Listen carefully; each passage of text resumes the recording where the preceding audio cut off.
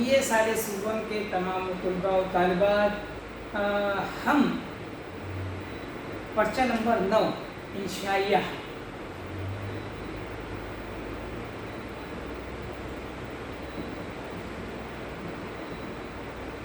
پڑھ رہے تھے۔ اس میں ہم انشائیے میں مولانا خلیق دہلوی یا نظامی، ان کا ہم ایک انشائیہ پڑھ رہے تھے جو ہمارے نصاب میں موجود ہے، اس کا نام ہے درہ موت۔ دیکھیے اس کے مصنف ہیں مولانا خلیق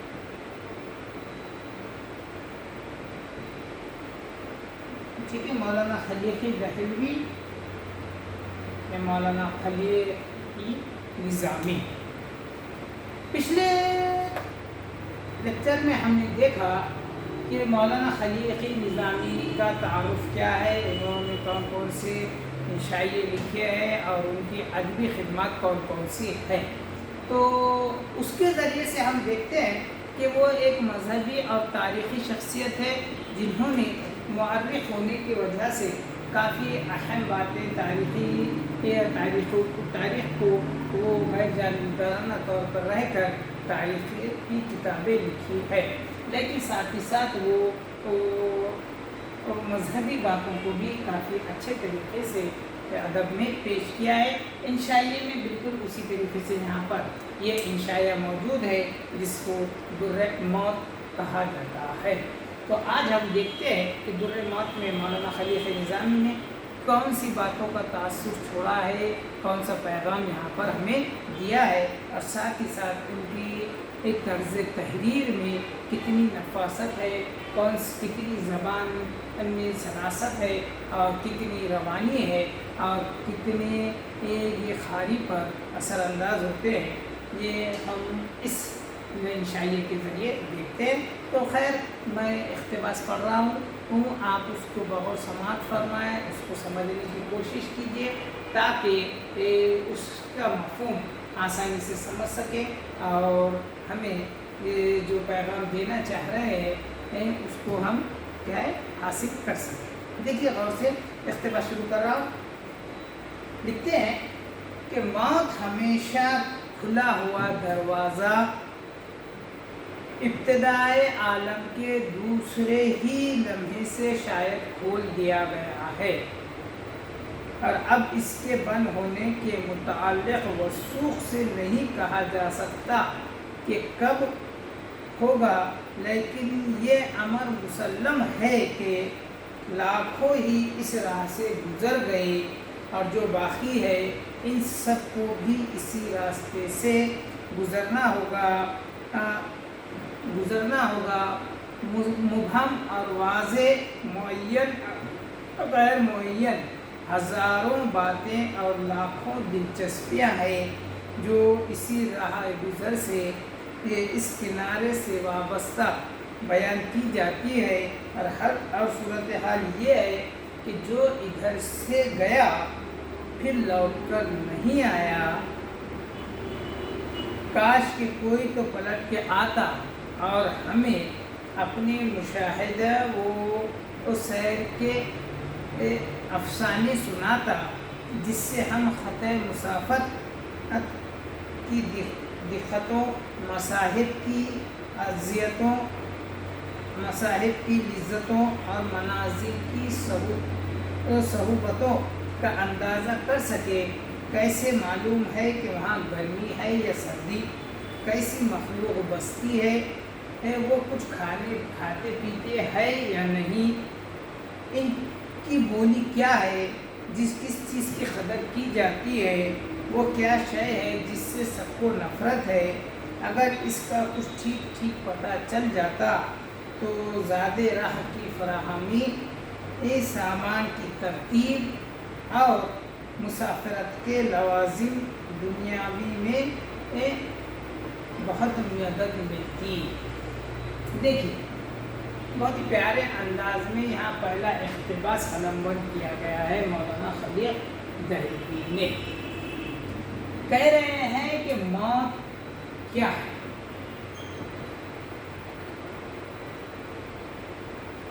تو مختصراً وہی کہہ رہے ہیں کہ جو اشعار میں کہا گیا ہے کہ موت سے کس کو رستگاری ہے، آج وہ کل ہماری باری ہے، بالکل اسی طریقے سے یہاں پر مولانا خلیق دہلوی کہہ رہے ہیں کہ بھئی اب تک ہم نے اور سبھی نے دیکھا ہے کہ ہر ایک کو موت آنا ہے، کلو نفس ذائقۃ الموت، یعنی ہر ایک کو کیا کرنا ہے، موت کا مزہ چکھنا ہی ہے، یہ تو ہمارا کیا ہے، عقیدہ ہی ہے۔ تو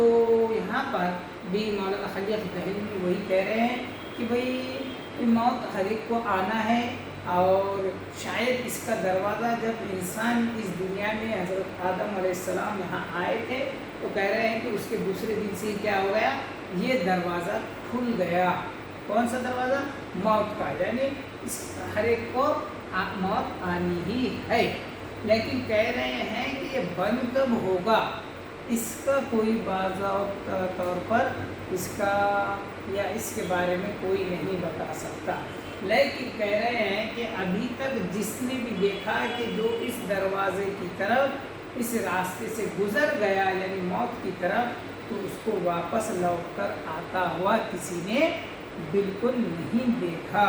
اب کہہ رہے ہیں کہ بھئی بہت ساری باتیں بھی ہیں انسان کے ذہن میں کہ بھئی مرنے کے بعد کیا ہوگا، وہاں کون سی باتیں ہوگی، وہاں کون کون سی چیزیں ہوگی، کون سی چیزیں ملے گی، کون سی چیزیں نہیں ملے گی، کون سی زبان بولی جائے گی، اور اس کے علاوہ راستے میں کون کون سے مسائل آئیں گے، کون کون سے مصیبتیں آئیں گی، کون کون سے صعوبتوں کو برداشت کرنا پڑے گا، یہ سب معلوم ہونا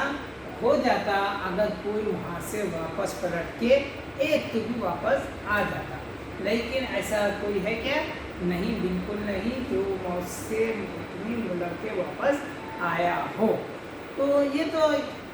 بات کہہ رہے ہیں مولانا خلیق دہلوی، کیوں تو ہمیں صرف اور صرف اتنا پتہ ہے انسانوں کو کہ بھئی جب ہمیں پکا معلوم ہو تو ہی ہم اس کی تیاری کرتے ہیں، ورنہ کچھ نہیں ہے، جبکہ ہمارے پاس تو اسی بات کا ذکر کر دیا گیا ہے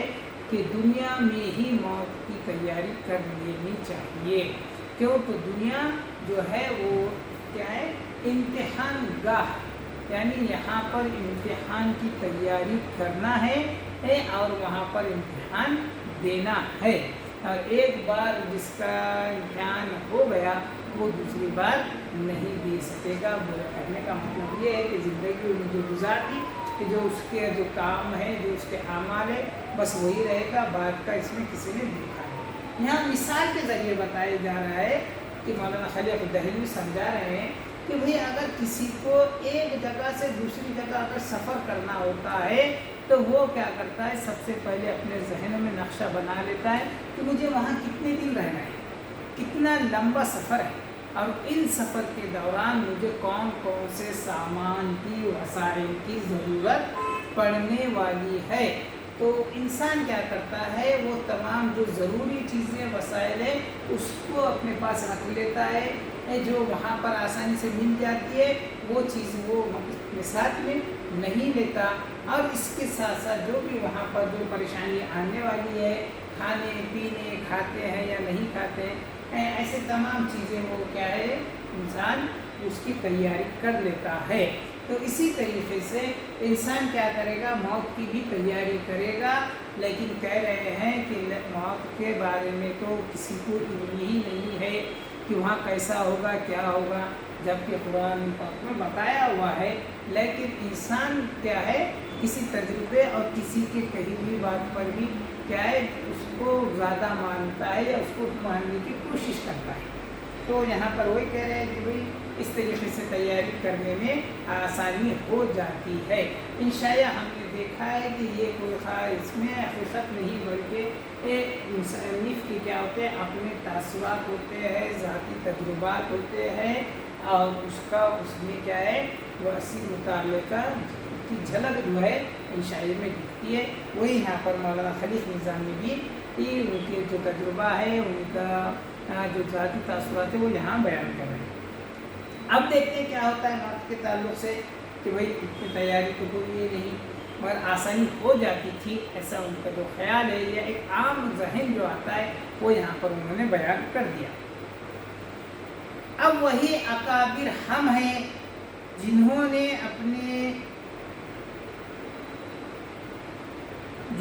اپنے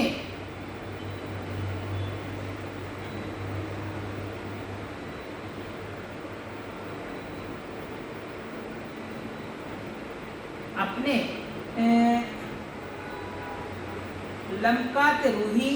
اور حدت الحامی سے اس راہ کے متعلق کچھ اطلاعیں دی ہے، وہی ہمارا جغرافیہ ہے، وہی ہماری تاریخ، اس سے تقسیم منازل کا پتہ لگتا ہے اور اسی سے صورت قیام معلوم ہوتی ہے۔ مسافرت کے لوازم اور اس دیار کے رسم و رواج کی کچھ سن گن لگتی ہے تو بھی اسی سے، اور یہی ہمارا دین و ایمان ہے۔ دیکھیے کہ اب کہہ رہے ہیں کہ بھئی یہ سب چیزیں جو بھی ہے یہ تو کوئی واپس نہیں آیا، لیکن ہمارے جو اکابر ہے، جو ہمارے علماء ہے، جو ہمارے پیغمبر ہے، جنہوں نے موت کے تعلق سے جو باتیں بتائی ہے، یہی ہمارے لیے کیا ہے، یہی ہماری رہنمائی کے لیے ہے، اور اسی سے ہم کیا ہے اس منزل تک پہنچ سکتے ہیں، اور اسی کو ہمیں کیا کرنا ہے، اس کو پکا مانتے ہوئے اپنی تیاری کر لینی چاہیے، کیونکہ یہی چیز ہمارا کیا ہے، عقیدہ بھی ہے اور ہمارا دین و ایمان بھی ہے کہ ہر لفانی چیز کو کیا ہے، موت کا مزہ چکھنا ہے، اور چکھنے کے بعد وہاں ان تمام زندگی کا کیا ہے، حساب کتاب دینا ہے۔ تو ہمیں اس سے جو باتیں بتائی گئی ہے اس سے ہی ہمیں رہنمائی حاصل کرتے ہوئے موت کی تیاری کرنی ہے۔ دیکھیے آگے کی پیراگراف میں کیا کہتے ہیں، اقتباس دیکھیے کہ انسانی حیات کی تکمیل طفلی، شباب اور کہولت کے تین درجوں پر موقوف ہے۔ جب انسان آخری درجہ طبی کو طے کر لیتا ہے تو اس کے امتحان فراغت کی گھڑی آ جاتی ہے۔ امتحان گاہ تک پہنچنے کے لیے اجل کے دروازے سے گزرنا ناگزیر ہے، اور ایک بھی راہ و آخرت ایسا نہیں جو اس راہ سے نہ گزرا ہو۔ انسان کا اس عالم کے مختصر سے قیام کے بعد جو قدم اس سمت کو اٹھتا ہے وہ یکسر بیم درجہ سے معمور ہوتا ہے، اور یہی دھڑکا جان کے ساتھ لگا رہتا ہے کہ دیکھیے کہ پہلی منزل میں کیا کچھ نہ بیت جائے، ملک اجنبی ہے، طور و طریق قیام سے ناواقفیت ہے، زبان اور آداب سے بیگانگی ہے، پھر مسافر غریب کی بے سر و سامانی، اس کے پاس تو کچھ ہے بھی نہیں، ہاں عمل کے چند کھوٹے سکے ہیں جو اس دنیا میں تو مکر و فریب سے چلتے رہے، اور جان نہ کھلا، اب خدا جانے وہاں بھی ان کا چلن ہے یا نہیں۔ اس کے بعد زاد راہ میں سے کچھ اور بھی اگر ہے تو ایک فرد حساب ہے، اس کی بھی یہاں جانچ پڑتال نہ ہو سکی، ادھر دیکھیے اس کا کیا لکھا ہوا۔ دیکھیے اس اقتباس میں مصنف اپنے انسان کی حقیقی زندگی بیان کر رہا ہے کہ انسانی زندگی کے تین حصے ہیں۔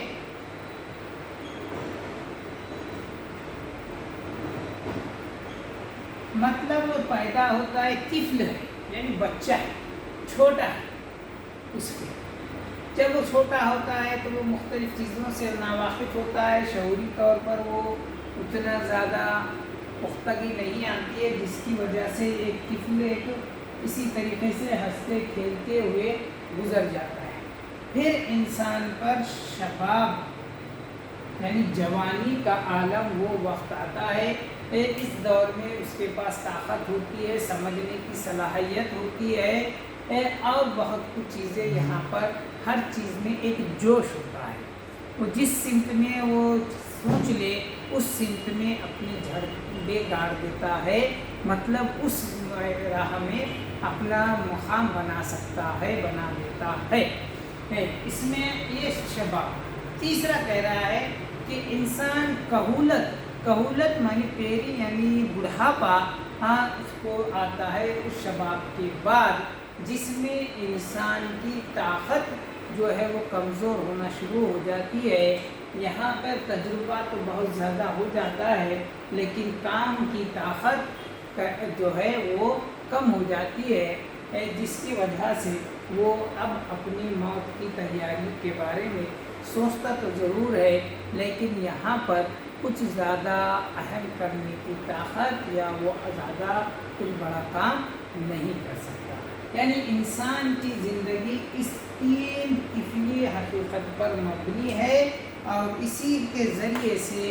انسان کو اپنی امتحان گاہ کی طرف جانا ہے۔ یعنی اس تین دور میں اس نے جو اعمال کیے ہیں وہی اعمال کو وہاں پر چلانا ہے، اور ہر ایک کو اس تین دور کے درمیان میں کہیے یا اختتام پہ کہیے، اس کو موت کو گلے لگانا ہی ہے اور اسی راہ پر گزرتے ہوئے جانا ہے۔ اور یہی چیزیں انسان کو زندگی بھر موت کا دھڑکا لگا ہوا رہتا ہے کہ بھئی مجھے کیا ہونا ہے، مرنا ہی ہے، اب موت کب ہے، یہ کب آئے گی، وہ اسی دھڑکے میں رہتا ہے۔ لیکن کامیاب شخص وہ ہے کہ جو ان ادوار میں اپنی موت کی تیاری کر لے۔ پھر کہہ رہے ہیں کہ وہاں کیا چیزیں ہیں، کیا چیز نہیں ہیں، کس طریقے سے ہوگا کھانا رہنا، وہاں کی چیزیں کیسی ہوگی، یہ تو اس کا علم نہیں ہے، لیکن وہاں پیش کرنے کے لیے کہہ رہے ہیں باقی کچھ چیزیں تو نہیں رہے گی، لیکن کہہ رہے ہیں کہ کچھ کھوٹے اعمال جو ہے وہ کیا ہوں گے، ان کے پاس ہوگی۔ جیسا اس دنیا میں انسان اپنے کھوٹے سکے کو دھوکہ دہی کے ذریعے، چالاکی کے ذریعے اپنے کھوٹے سکے کو چلا لیتا ہے، لیکن کہہ رہے ہیں کہ کیا انسان اس حقیقی مالک کے سامنے بھی اپنے کھوٹے سکے چلانے کی جو عادت ہے کہ وہ وہاں پر اپنے جو چھوٹے سے کھوٹے جو اعمال ہے وہ بھی چلا سکے گا؟ بالکل نہیں۔ وہ کہہ رہے ہیں کہ وہ بھی اسے جیسا چلا سکتا ہے وہ وہاں پر نہیں چلا، تو کیسا ہوگا، کیا کرے گا انسان؟ اور کہہ رہے ہیں کہ بھئی یہاں تو انسان نے مکر و فریب کے ذریعے، دھوکہ دہی کے ذریعے مختلف طریقوں سے یہ اپنی کھوٹے چیزیں، بیکار چیزیں، اپنے خرابیوں کو بھی کیا ہے، ہنر بتا دیا ہے، ثابت کر دیا ہے، لیکن وہاں کس طریقے سے ثابت کر سکے گا یا نہیں کر سکے گا؟ کر دیا تو بہت اچھی بات ہے، اس کا کام بن جائے گا، لیکن اگر نہیں چلا تو پھر کیا ہوگا، کیا اس کا انجام ہوگا، کیسے اس کی کیا ہے، اس کی جھپکی ہوگی؟ یہی چیزیں انسان کو سوچنا ہے۔ اور کہہ رہے ہیں کہ خدا جانے وہاں بھی ان کا چلن ہے یا نہیں۔ اس کے بعد زادراہ میں سے کچھ اور بھی اگر ہے تو ایک فرد حساب ہے، اس کی بھی یہاں جانچ پڑتال نہ ہو سکی، ادھر دیکھیے اس کا کیا لکھا ہے۔ یعنی کہنے کا مطلب یہ ہے کہ وہ وہاں پہ جو چیز ہونے والی ہے وہ ہے فرد حساب، یعنی وہاں پہ ہر شخص کا حساب ہونے والا ہے، اور جو انسان اپنا خود محاسبہ اس دنیا میں نہیں کرتا تو کہہ رہے ہیں کہ پھر وہاں پہ کس طریقے سے وہ دیکھ سکے گا یا کیا اس کا جواب دے سکے گا؟ جبکہ جو ہوشیار آدمی ہوگا تو کہہ رہے ہیں کہ وہ اس دنیا میں ہی اپنے اعمال کا حساب کر لیتا ہے یا کرنے کی کوشش کرتا ہے، اور موت کی تیاری میں لگ جاتا ہے۔ اور ایسے ہی لوگ جو ہے کہہ رہے ہیں کہ وہ کیا ہے، مستقبل میں یا آخرت میں کامیاب رہنے والے ہیں۔